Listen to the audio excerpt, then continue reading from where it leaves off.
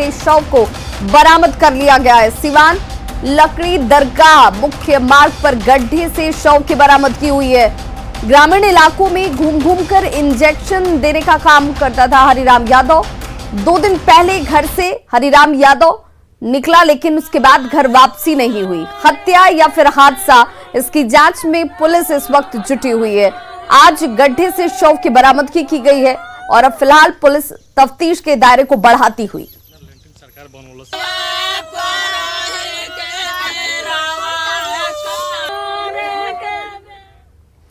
खबर शेखपुरा के बरबीघा से, जहां बीरपुर में जादू दिखाने के दौरान जमीन में दफनाने से एक युवक की मौत हो गई। बताया जा रहा है कि 18 साल का धीरज रविदास जादूगर टीम का सदस्य था, जिसे जादू दिखाने के दौरान जमीन में दफना दिया गया, लेकिन जब रात को उसे गड्ढे से निकाला गया तो उसकी मौत हो चुकी थी, जिसके बाद वहां भगदड़ मच जाती है। जादूगर टीम से लोग वहां से फरार नजर आए। बाद में उस टीम के एक सदस्य को पकड़ा गया जो एक किन्नर है। उसका कहना है कि पहले उसे दफनाने की कोशिश की गई, लेकिन उसने इसे करने पर मना कर दिया और काफी कहने सुनने के बाद धीरज जमीन के अंदर दफन होने के लिए तैयार हो गया, जिसमें उसकी मौत हो गई है। आओ मेरे पास कैंसर नहीं है। तो फिर मैं आई तो मुझे बोला क्या वो जाने के लिए कवर में, तो मैं बोले नहीं जाऊंगी। फिर इसको जबरदस्ती बोला नहीं तुम जाओ। फिर जब ये गया तो फिर जब उसको निकाला तो फिर डेट हुआ था, नहीं था ना सर हुआ। तो नाच गाने गया था, कला दिखाने गया था, गया था देखने के लिए करने गया था। अच्छा, आपको नहीं पता था कहाँ गया था? पता है सर, पता है ये, लेकिन हम तो सोचे कि जाता है, देखने के जाता है। सोशल मीडिया पर वैशाली का एक वीडियो काफी तेजी से वायरल हो रहा है। वीडियो महनार बाजार के थाना मोड़ का बताया जा रहा है। वीडियो आपके सामने इस वक्त, और इस वीडियो में आप देख सकते हैं कि युवक सिपाही को थप्पड़ मारकर फरार हो जाता है। बताया जा रहा है कि 2 युवकों के बीच सड़क पर किसी बात को लेकर विवाद हुआ और इसी बीच ये सिपाही वहां पर पहुंच गया। विवाद सुलझाने की कोशिश करने के दौरान ये तस्वीर देखिए सामने आती है, लेकिन लाल टी शर्ट पहने युवक को सिपाही ने दूसरे युवक पर पैर छूकर माफी मांगने को कहा था।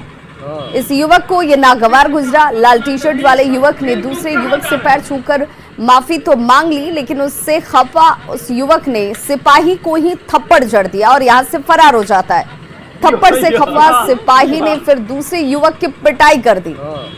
वायरल हो रहा ये वीडियो पुराना बताया जाता है और न्यूज़ 18 इस वायरल वीडियो की पुष्टि नहीं करता।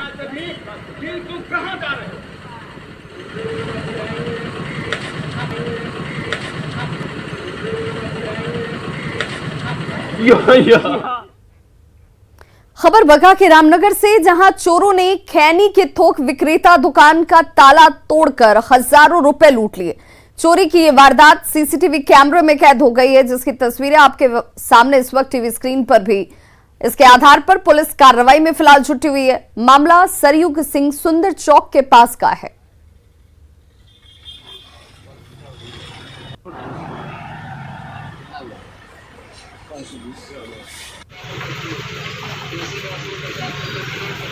देखिए, खैनी दुकान में चोरी की घटना सामने आई है, लेकिन तस्वीरें सीसीटीवी कैमरे में कैद हो गई।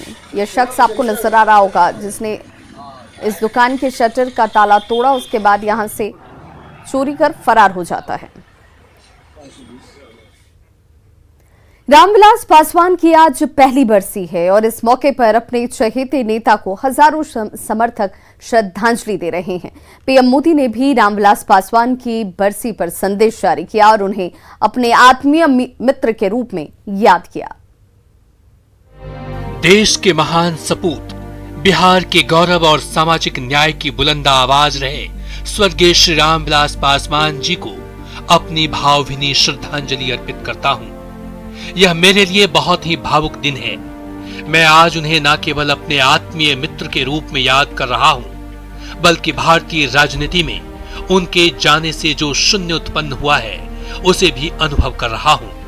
स्वतंत्र भारत के राजनीतिक इतिहास में पासवान जी का हमेशा एक अलग स्थान रहेगा। वो एक बहुत ही सामान्य पृष्ठभूमि से उठकर शीर्ष तक पहुंचे, लेकिन हमेशा अपनी जड़ों से जुड़े रहे। आज जो युवा राजनीति को जानना और समझना चाहते हैं या फिर राजनीति के माध्यम से देश की सेवा करना चाहते हैं, पासवान जी का जीवन उन्हें काफी कुछ सिखा सकता है। सत्ता के शीर्ष पर पहुंचकर भी वो हमेशा अपने कार्यकर्ताओं के लिए सुलभ रहते थे। मैं रामविलास जी के परिवार के सभी सदस्यों के लिए और उनके सभी समर्थकों के लिए बेहतर स्वास्थ्य और सुख समृद्धि की कामना करता हूं। रामविलास पासवान की पहली बरसी पर पटना में चिराग पासवान के आवास पर श्रद्धांजलि सभा का आयोजन किया जा रहा है। श्रद्धांजलि देने के लिए नेताओं और समर्थकों के पहुंचने का सिलसिला लगातार जारी है। रामविलास पासवान के भाई और केंद्रीय मंत्री पशुपति पारस भी चिराग पासवान के आवास पहुंचे और रामविलास पासवान को श्रद्धांजलि अर्पित की।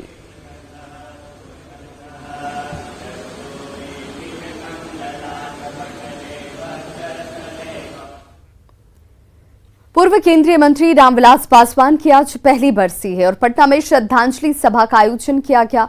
हजारों मेहमान श्रद्धांजलि सभा में शरीक होने के लिए पहुंचे। मेहमानों के लिए खाने पीने के इंतजाम किए गए थे। इस मौके पर बिहिया भोजपुर की बड़ी पूरी भी खास तौर पर तैयार की जा रही है, जिसे मेहमानों को परोसा जाएगा। खाने पीने का क्या है इंतजाम, जायजा लिया न्यूज़ 18 संवाददाता संजय कुमार ने। तो पशुपति कुमार पारस भी पहुंचे कार्यक्रम में। आज आपको बताते चलें कि पूर्व केंद्रीय मंत्री रामविलास पासवान की पहली बरसी है, जिन्हें तमाम कार्यकर्ताओं, उन्हें चाहने वाले याद करते हुए, नमन करते हुए, और इसे लेकर के तैयारी भी आपको नजर आ रही होगी टीवी स्क्रीन पर। और ये तमाम तैयारियों के बीच खाने पीने के इंतजाम भी किए गए हैं और इसे लेकर बड़ी पूरी का इंतजाम किया गया है।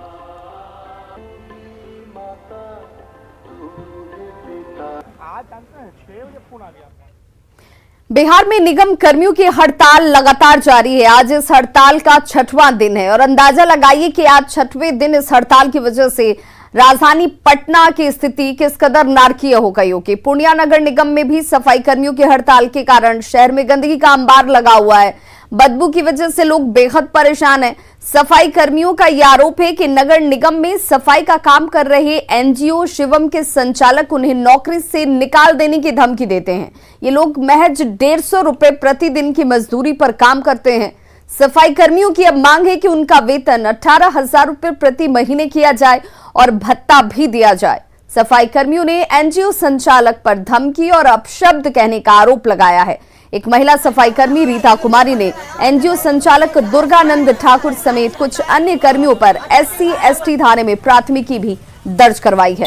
वहीं एनजीओ संचालक दुर्गानंद ठाकुर से बात की गई तो उन्होंने कैमरे के सामने कुछ भी कहने से इनकार कर दिया और कहा कि सफाई कर्मी उनके ऑफिस में आकर हंगामा और तोड़फोड़ करते हैं और इस वजह से वे लोग ऑफिस को बंद कर दिए हैं। हम बोलबो कि सर हम सबके दरमा कर दीजिए। मुश्किल दिन में हम सब सबको दरमा पड़ल है 300 रुपये, हम लोग से 300 रुपये हाजिर कर देना है। तो हम बोले सर हम सबके मांग है 18,000 रुपया दरमा कर दीजिए और सैलरी हम लोग से उतना दरमा खाता दरिया से मिलना चाहिए, पीएफ कटना चाहिए, पीएफ वो सब कटना चाहिए। कब किया है गाल गलौज? 7 तारीख को किया था। दुर्गानंद ठाकुर किए थे। क्या नाम हुआ आपका?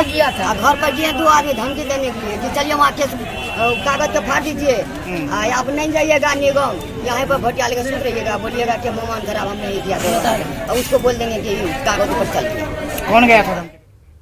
छपरा में मशक प्रखंड के श्री अवध उच्च विद्यालय में पढ़ने वाली छात्राएं मंझले युवकों के छेड़खानी से बेहद परेशान हैं और इनसे परेशान होकर स्कूल आना तक इन छात्राओं ने छोड़ दिया है।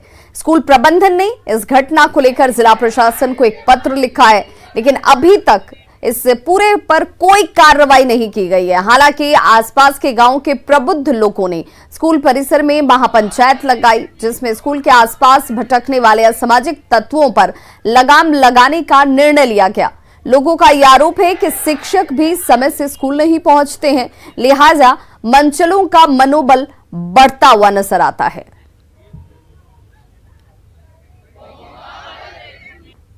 हमको गांव के हमारे भैया और चाचा लोग से मैसेज मिला है कि कुछ मनचले बच्चियों सबके स्कूल में पढ़ने नहीं देते। स्कूल के क्लास में घुस करके भी उस सब से ऐसे अश्लील तरीके से बात करता है। सब कभी कॉपी छीनता है, सब कभी किताब छीनता है। सब यहाँ के स्कूल के जो भी टीचर लोग हैं उन लोग इस पे ध्यान नहीं देते हैं। जब गांव के हमारे कुछ लड़के सब यहाँ आया और लड़कियां जाकर के अपने घर पे कही सब ये बातें, तो गांव के लोग बुद्धिजीवी हमारे चैनपुर चरिहारा के जो भी लोग हैं इस सोच करके हम लोगों को आज स्कूल पर भेजा है। रोहतास के विक्रमगंज में सीएम नीतीश कुमार की महत्वाकांक्षी नल जल योजना अधिकारियों और जनप्रतिनिधियों के लिए दुधारू गाय बन गई है। बिना काम कराए कई पंचायतों में करोड़ों की निकासी हो चुकी है। अभी तक लोगों के घरों तक पानी नहीं पहुंचा। दावत प्रखंड के इटवा पंचायत में जनप्रतिनिधियों और अधिकारियों से ने मिलकर योजना में जमकर लूट मचाई है। उसकी तस्वीर आपके सामने है, क्योंकि लोगों को जो सुविधा मिलनी चाहिए थी वो मिली नहीं, लेकिन पैसे की निकासी जरूर हो गई। इस वजह से देखिए ग्रामीण अभी भी यहां पर प्यासे ही हैं। यहां पानी सप्लाई के लिए सबमर्सिबल पंप को तो लगा दिया गया, लेकिन पाइपलाइन और बिजली की व्यवस्था नहीं की गई। यहां तक कि ढांचे का निर्माण भी नहीं हुआ है, लेकिन इसके लिए 14,60,000 की राशि की निकासी हो चुकी है। पिछले 3 साल से ग्रामीण इसे लेकर शिकायत कर रहे हैं। शिकायत पत्र लेकर वो भटकते नजर आते हैं, लेकिन कार्रवाई के नाम पर अब तक कुछ भी नहीं। अभी तक साल भर 2-3 महीने 4 महीने बाद पहले आया था पानी है ना, लेकिन उसके बाद में नल योजना में पानी नहीं आया है। 2 दिन आया है चाहे 3 दिन आया है, उसके बाद में पानी नहीं आया है ना, तो दिक्कत है ना सर। बोरिंग हो गया, स्ट्रक्चर में काम लग गया, अब लिखा गया कि पानी चालू हो गया, पैसा भी निकल गया, नहीं बना है, बोरिंग का सप्लाई नहीं दिया गया है, तो घर में पानी कहाँ से टंकी लगा है? कहाँ लगा? स्ट्रक्चर ही नहीं बना है तो पानी कहाँ से, टंकी कहाँ लगेगा सर?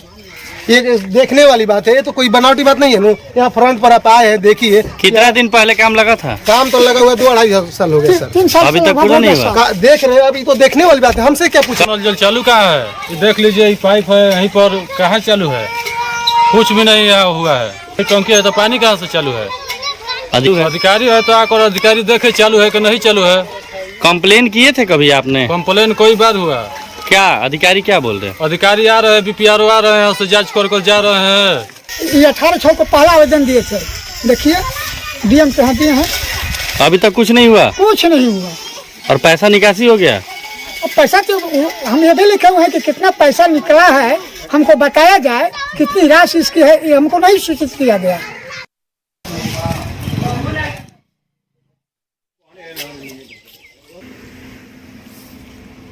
तो ग्रामीणों की शिकायत पर जिला पंचायती राज पदाधिकारी ने कहा कि दोषियों के खिलाफ कार्रवाई जरूर की जाएगी। अभी तक पानी नहीं आता। ऐसी बात अगर हमारे संज्ञान में आती है तो मैं निश्चित रूप से इस पर कार्रवाई करूंगा। जिसमें सर अगर दोषी पाया जाता है तो क्या कार्रवाई होगा सर? हाँ, निश्चित रूप से जो भी दोषी होंगे उन्हें चिन्हित कर कार्रवाई होगी, वो सरकारी कर्मचारी हो या फिर जनप्रतिनिधि हो। मेडिकल प्रवेश परीक्षा नीट की परीक्षा आज आयोजित हो रही है और बिहार में 63,500 से अधिक परीक्षार्थी इस परीक्षा में शामिल हो रहे हैं। बिहार में करीब 190 सेंटर इसे लेकर बनाए गए हैं, जिसमें सबसे ज्यादा सेंटर पटना में है। जिला प्रशासन की देखरेख में होने वाली इस परीक्षा के लिए पहले ही सारी तैयारियां पूरी कर ली गई हैं। कोविड प्रोटोकॉल के तहत होने वाली इस परीक्षा का समय दोपहर बाद 2 बजे से निर्धारित है, लेकिन परीक्षार्थियों को 11 बजे से ही रिपोर्ट करने को कहा गया है। पटना के दिल्ली स्थित केंद्रीय विद्यालय परीक्षा केंद्र का जायजा लिया हमारे सहयोगी संजय कुमार ने। मेडिकल कॉलेजों में नामांकन के लिए आज नीट की परीक्षा ली जा रही है और राजधानी पटना की अगर बात कर लें तो पटना जिले में कुल 126 परीक्षा केंद्र बनाए गए हैं और शहरी क्षेत्र में 37 परीक्षा केंद्र बनाए गए हैं।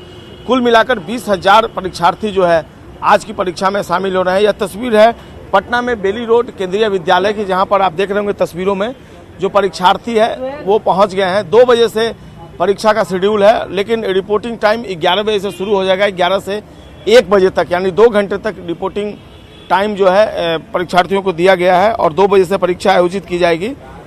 निश्चित तौर पर जो व्यवस्था की गई है उसके लिए जिला प्रशासन को सारी रिस्पॉन्सिबिलिटी दी गई है और डिस्ट्रिक्ट एडमिनिस्ट्रेशन की देखरेख में ही यह परीक्षा आयोजित की जाएगी। विभिन्न जिलों से और अपने अपने इलाके से जो एग्जामिनी हैं वो एग्जामिनेशन सेंटर पर पहुंच गए हैं और यहाँ पर तस्वीरों में आप देख सकते हैं रोल नंबर के हिसाब से यहाँ पर जो सूची है वो यहाँ पर चिपका दी गई है। कितने बजे से एग्जाम है आप लोग का? 1 बजे रिपोर्टिंग टाइम है, 2 बजे से एग्जाम स्टार्ट है, 5 बजे तक होगा। 2 से 5 3 घंटे का एग्जाम है जी। तो रिपोर्टिंग टाइम अलग अलग एग्जामिने के लिए अलग अलग जी, वो सिक्योरिटी पर्पज से और वो सबको अलग अलग लेकर जाना अंदर ना, इसलिए। कहाँ से आए हैं? जी 22 से आए हैं। 22 पूर्णिया? जी 22 पूर्णिया से। ये आपका पहला साल है? जी फर्स्ट अटेम्प्ट है। फर्स्ट अटेम्प्ट है जी। इसके बाद भी और अटेम्प्ट मिलेगा आपको नेक्स्ट ईयर? जी मिलेगा। कोरोना पीरियड में मौका मिला, कोचिंग वगैरह किया कि नहीं आपने? जी कोचिंग किया है। कोचिंग क्या ऑफलाइन या online class? Online classes. Online किया। तो बिल्कुल परीक्षार्थियों से भी बात करवाई हमने और आपको सुनाया कि किस तरीके से उनकी तैयारी है। हमारी तरफ से भी उनको हार्दिक शुभकामनाएं, बेस्ट ऑफ लक, कि जितनी मेहनत उन्होंने करी है इस मेहनत को एग्जामिनेशन हॉल में जब क्वेश्चन पेपर मिलेगा उसके बाद आंसर शीट पर उस मेहनत को दर्शा पाएँ। और हम शुभकामनाएं देते हैं कि उनकी मेहनत रंग लाए और वो भविष्य में एक बेहतर डॉक्टर बने। कैमरा पर्सन मनीष जुनेजा के साथ संजय कुमार, न्यूज़ 18 पटना। और अब बात पंचायत चुनाव की।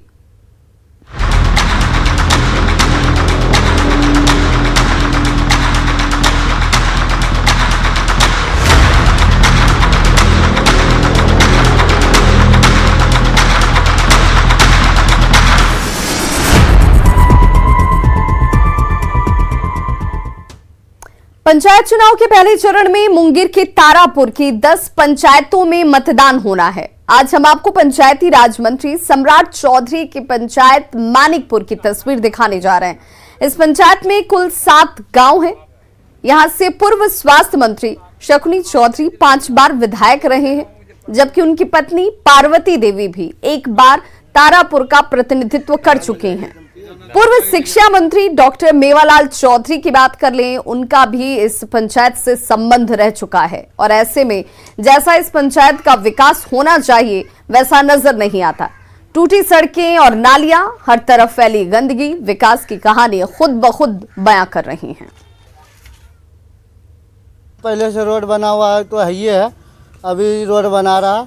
नाली का बहुत ज़्यादा दिक्कत है, पानी गिराने का कोई सुविधा नहीं है। इधर कुछ नहीं है, नाली देख लीजिए आप, अपने आँख से देखिए क्या है। पानी चाहिए सप्लाई वाला और रोड चाहिए और घर घर नल चाहिए। हर घर नल तो जल पहुँच गया है ना। पानी चाहिए सप्लाई घर घर ने, जैसे सब तमाम बने हैं वैसे चाहिए हम लोग को। घर घर शौचालय बनवाए, घर घर पानी दिए। प्रत्येक घर में कुछ वार्ड में कुछ घरों में पानी बचा हुआ है जो कि राशि की कमी के कारण अभी तक नहीं हो सका है। हम सब ने सरकार से राशि की मांग की है, राशि मिल जाने के बाद उस पर भी काम कर दिया जाएगा। बिहार में पंचायत चुनाव को लेकर प्रत्याशियों के नामांकन का दौर जारी है और हर प्रत्याशी नामांकन से ही कुछ अलग तरह से अपनी पहचान बनाने में जुटा हुआ है। देखिए, कटिहार के हसनगंज प्रखंड के रामपुर में मुखिया प्रत्याशी आजाद आलम उर्फ गुड्डू भैंस पर सवार होकर नामांकन का पर्चा दाखिल करने के लिए पहुंचे थे। मुखिया प्रत्याशी इस अनोखे रूप को देखने के लिए उनके लोगों की हुजूम जुड़ जाती है, लोगों का तांता लगा नजर आया। मुखिया प्रत्याशी आजाद आलम ने खुद को गरीब किसान बताया और कहा कि वो दूसरे प्रत्याशियों की तरह गाड़ी का इंतजाम नहीं कर पाए और मजबूरी में भैंस पर सवार होकर नामांकन करने के लिए पहुंचे हैं। हम किसान हैं और हम पशुपालक भी हैं, तो हम पशुपालक से ही जो है हम सवार करते हैं। तो इसी वजह से हम आए नॉमिनेशन में भैंस पे चढ़ के। कौन सी पंचायत से नॉमिनेशन कर रहे हैं? मैं रामपुर पंचायत मुखिया। प्रखंड कौन सा है? प्रखंड हसनगंज। तो अब प्रत्याशी के ऊपर है कि वो किस तरह से उनको सहूलियत होती है आने में। बिल्कुल ही एक उनका एक व्यक्तिगत ये मामला है। तो ये प्रत्याशी उत्साह अपना दिखा रहे हैं इस नामांकन प्रक्रिया में और इसमें शामिल होने के लिए वो जो विभिन्न जो तरीका अपना रहे हैं, ये तो उनका व्यक्तिगत ही एक नज़रिया है ये उनका, और हम लोग कोशिश कर रहे हैं कि किन्हीं को कोई दिक्कत नहीं हो। तो खबरों का सिलसिला लगातार जारी, आप देखते रहिए न्यूज़ 18 बिहार झारखंड।